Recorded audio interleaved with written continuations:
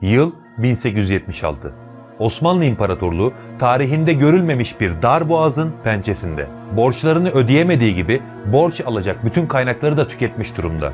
Yani ekonomi çöküyor. Mayıs 1876'da Süleymanpaşa komutasındaki harbi öğrencileri yanlarına medreseli öğrencileri de alarak Sultan Abdülaziz'i tahttan indirdi.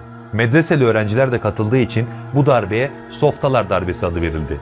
Fakat darbenin sonuçlarına baktığımızda hiç de durumun öyle olmadığı anlaşılıyor. Çünkü darbenin kontrolü Softalarda değil, Masonlardaydı. Mason Sadrazam Mithat Paşa tahta Mason Veliaht 5. Murat'ı getirdi. Mason locasının üstad-ı azamlarından Kemalettin Apak, Türkiye'de Masonluğun Tarihi adlı kitabının 24. sayfasında 5. Murat'ın Masonluğu hakkında şöyle der. O vakitler henüz veliaht olan Sultan 5. Murat dahi bu locaya kaydolmuş ve 18. dereceye kadar yükselmiştir. İşte 5. Murat tahta çıktığında ülke Mason Sadrazam Mithat Paşa'nın yani Masonların kontrolüne geçti. Ancak 5. Murat'ın aniden psikolojisi bozuldu. Taht hakkının kendine gelmeyeceğini düşünen 2. Abdülhamit tek seçenek olarak kaldı. Meşrutiyetin ilanı ve yeni anayasayı kabul eden 2. Abdülhamit 1876'da tahta çıktı. Ve Sultan 5. Murad'ın bağlı olduğu Mason locasının üstadı Scaglieri bunu asla kabul etmedi. Tarihimize Çırağan vakası olarak geçen olayda Scaglieri 5. Murad'ı kaçırarak tahta çıkarmaya çalıştı. Fakat 2. Abdülhamit önceden bunun haberini aldığı için darbeyi engelledi. Yakın tarihimizde önemli rol oynayan masonik darbe kavramının ilk örneğiydi bu. Yani Abdülhamit Han tahta çıktığında tam anlamıyla bir enkaz devraldı. Karadağ ve Sırbistan'da savaş aleyhimize dönmüş, Bosna Hersek ve Girit'te ayaklanmalar çıkmıştı. Masonlar ve Siyonistler devletin yönetimini ele geçirmişti. Tüm bunlar yetmezmiş gibi Mason hakimiyetindeki Meclis-i Mebusan'ın kurulduktan sonraki ilk işi Rusya'ya savaş ilan etmek oldu. Tarihimizde 93 Harbi olarak bilinen bu savaş bize felaket getirdi. Bunların hepsinin olduğu hemen hemen 2 yıllık döneme Abdülhamit Han'ın 1. saltanat dönemi diyebiliriz. O dönemde güç Abdülhamit Han'ın değil Masonların elindeydi. Bunca felaketin ortasında devleti yönetemeyeceğini anlayan Abdülhamit Han 1878'de Meclis-i Mebusan'ı kapattı ve devletin iplerini eline almaya başladı. İşte bundan sonraki döneme Abdülhamit Han'ın 2. saltanat dönemi diyebiliriz. Bu dönem içinde devlet yönetimi Abdülhamit Han'ın elindeydi. Devletin içindeki masonları birer birer temizledi ve devletin borcunun %60'ını ödedi. Memlekette büyük bir imar faaliyeti ve eğitim öğretim seferberliği başlattı. Cami, medrese, köprü gibi toplamda 1552 tane eser yaptı. Ülkeyi demir ağlarla ördü. Yani Osmanlı yeniden diriliyordu. Tüm bunlarla boğuşurken başına yeni bir bela musallat oldu.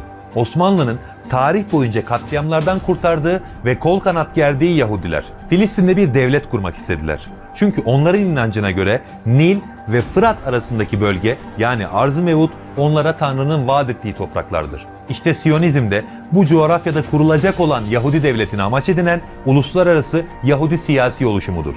İlk Siyonist Kongre 1897'de Yahudi gazeteci Theodor Herzl başkanlığında Bazel'de toplandı. Filistin'de kurulacak devletin kararını aldılar. Ardından bunun için birer birer hamle yapmaya başladılar. Yahudi zenginler ve bankerler yeni kurulacak Yahudi devleti için seferber oldu. Filistin'den toprak satın almaya çalıştılar. Filistin topraklarının %80'lik bölümü zaten devlet arazisiydi.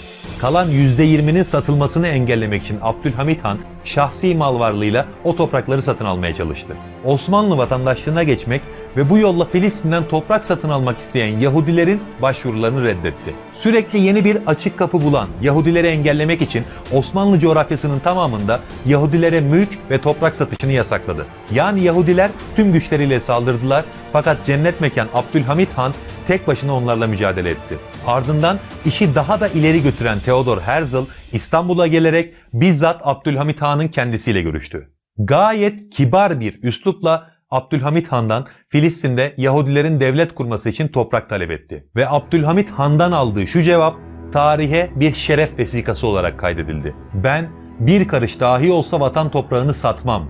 Zira bu vatan bana değil milletime aittir.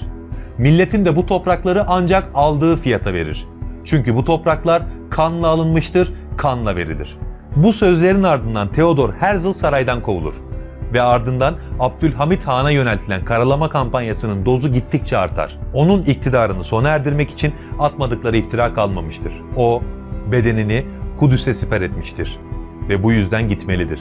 Dış baskılarla Abdülhamit Han'ın saltanatını sona erdirmenin mümkün olmadığını anlayan Yahudiler içeriden kendilerine yandaş aramaya başladılar. Bu amaca en uygun olan kuruluş, Jön Türklerin bir uzantısı olan İttihat ve Terakki'ydi. O yüzden onlara sınırsız destek verdiler ve attıkları iftiralarla halkın ve aydınların bir kısmını Abdülhamit Han'a düşman ettiler. Ve Sultan Abdülhamid'i hiçbir ilgisinin olmadığı 31 Mart ayaklanmasını bahane göstererek tahttan indirdiler. Kardeş kanı dökülmesin diye karşılık vermedi. Fakat gerçekleşen bir kehanete dönüşen şu cümleyi söyledi: bu memleketi benden sonra 10 sene idare etsinler, 100 sene idare etmiş sayacağım. Gerçekten de 9,5 yıl sonra devlet yıkılmıştı. Ardından sultanı Selanik'e sürgüne gönderdiler. Sultan Abdülhamit tahttan indirildi. Çünkü ne Masonlara ne de Siyonistlere nefes aldırmadı. Sultan Abdülhamit tahttan indirildi çünkü Kudüs'ü Siyonistlere yem etmedi. Ve belki de sadece bu hizmeti yüzünden yıllar boyunca ona yapılan karalama kampanyalarına rağmen Allah onun isminin şerefini hep korudu ve bugünlere ulaştırdı. Biz de onu anladıkça bugünü daha iyi anlıyoruz. Filistin'deki Yahudi zulmünü gördükçe onu daha iyi anlıyoruz. Onu ve evhamlı bir kişilik olduğunu düşündüren tedbir dolu adımlarını daha iyi anlıyoruz. Öyle ya, beni evhamlı sanıyorlardı. Hayır, ben yalnızca gafil değildim, o kadar, demişti. Ve tarih şahit gafil değildi. O, coğrafyamızda oynanan bu oyunların karşısında duran ilk savaşçıydı. Üstad Necip Fazıl'ın dediği gibi, Abdülhamit Han'ı anlamak, her şeyi anlamak olacaktır. Biz de bu bilinçle onu daha iyi anlamak için çalışmalara devam ediyoruz. Cennet mekan Abdülhamit Han'ı vefatının 100. yıl dönümünde saygı ve rahmetle anıyoruz. Allah onu Peygamber Efendimiz Aleyhisselatü Vesselam'a komşu eylesin. Kudüs'ün yılmaz bekçisi. 100 yıl öncesinden bize bugünleri anlatan ve bugün atmamız gereken adımları hayatıyla gösteren büyük mücahit Abdülhamit Han'ın ruhuna El Fatiha.